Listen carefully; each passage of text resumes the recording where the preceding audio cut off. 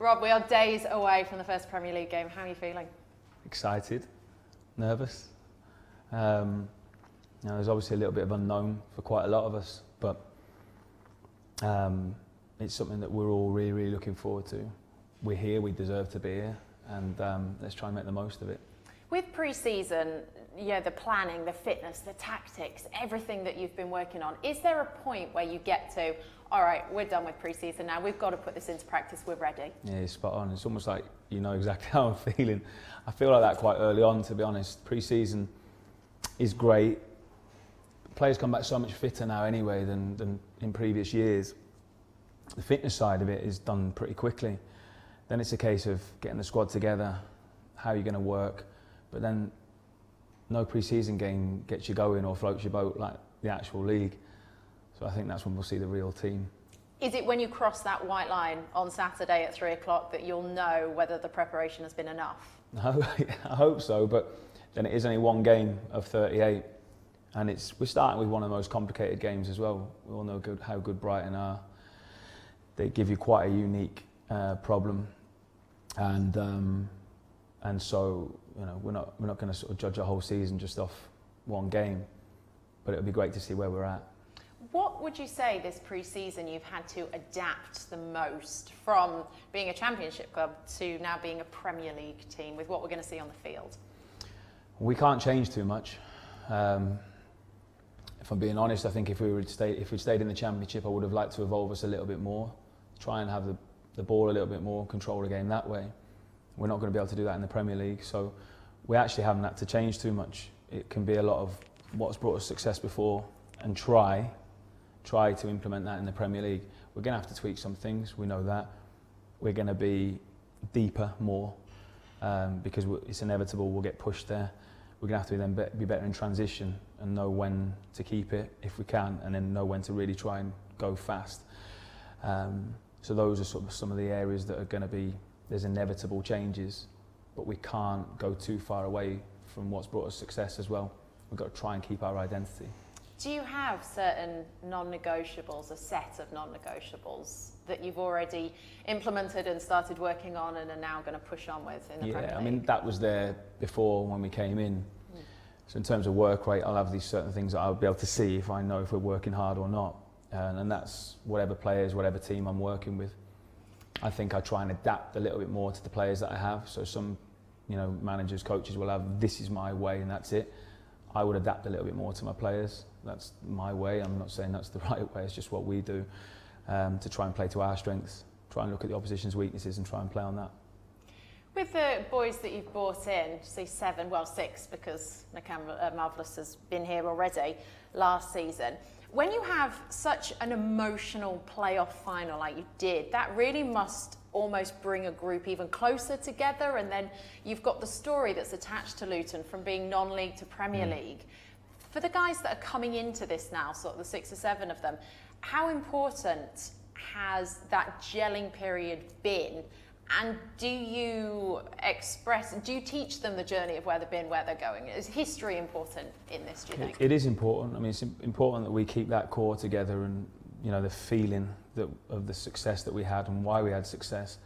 There's such a tight-knit group, and the new players that we brought in, and there will be more, by the way, there'll be more to come, but the new players that have come in have brought straight into it. They're an easy group to settle into. We've got no egos. We've got a really humble group of players that are respectful of each other. Those are values that we uphold and are really important to us.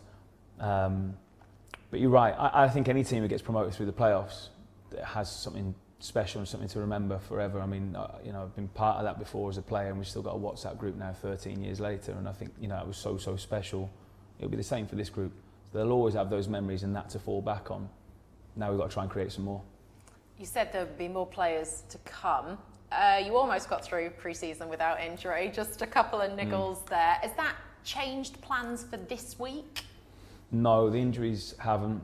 We're still waiting to see how long term or not those players could be. Fingers crossed on them. It hasn't changed the plans though. Okay. There's still probably 3 or 4 more that I want to try and bring in. 3 or 4 more. Mm-hmm. Okay.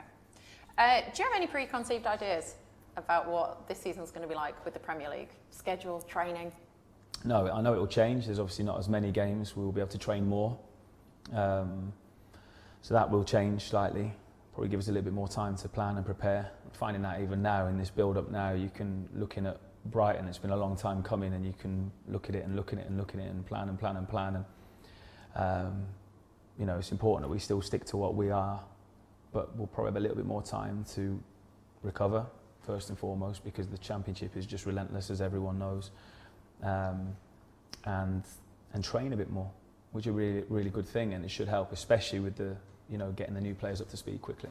Do you think Kenilworth Road, obviously the first game has already been sort of suspended against Burnley there, do you think not having that home ground safety net with your fans, your home ground, it's been such a great place for you, has that affected anything? Do you not expect it to affect anything? How do you feel about it? No, look, we were in a really good place, and I think we were really close to getting it done on time. I think we were ahead of schedule, but you can't foresee any weather, you know, or anything that could happen that could set us back. So if there was a shred of doubt that the Burnley game wouldn't be, you know, able to go ahead, I think the right decision was made. So our first two games will be away from home. Brilliant games, difficult games, as they all are. And then, you know, I think it looks like now West Ham on a Friday night will be the first one. So that'll be a special occasion. Let's talk about Brighton then. It's a big challenge, big start. What have you made of Brighton sort of last season, and do you expect more of the same from them this season? Yeah, I do. I think they're a bit of a beacon for most clubs that have been promoted and have aspirations of improving year on year on year. From top to bottom, they're on the same page. They've got a plan, and you can see that in how they recruit their manager, how they recruit the players. There's real alignment there in terms of how they are on the pitch. Very complicated team, want to dominate with the ball, want to draw you onto them to create spaces to be able to play through or behind you. So we've got to be really disciplined, we've got to be intelligent. We've still got to try and be aggressive at the right moments, but know when we can't go and press them, and try not to open up too many spaces. Really complex first game. They're almost as difficult, I think, a challenge as you can get in the first one. So come Saturday, what will be your main message, kind of from the morning all the way up until kick-off?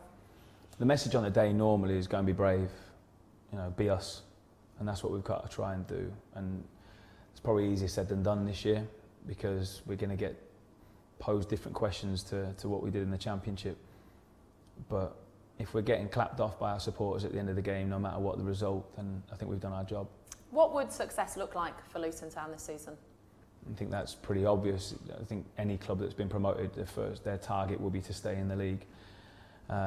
Anything on top of that would be a huge, huge bonus. So we have to be really humble and know that we're going into the most difficult league in the world. And I think us being us as well, we were probably fancied to go down last year in the Championship, never mind now the league that we're in.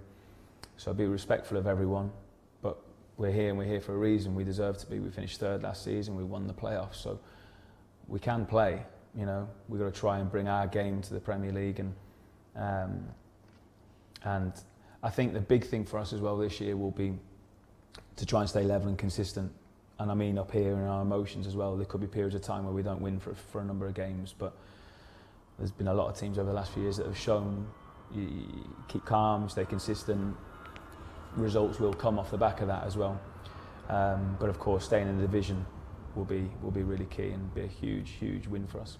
And just finally from me, for you personally, how much are you looking forward to pitting your tactics mind against 19 other brilliant Premier League managers? Yeah, I mean, I always say it's not Rob Edwards against whoever we're going up against, you know, it's the clubs.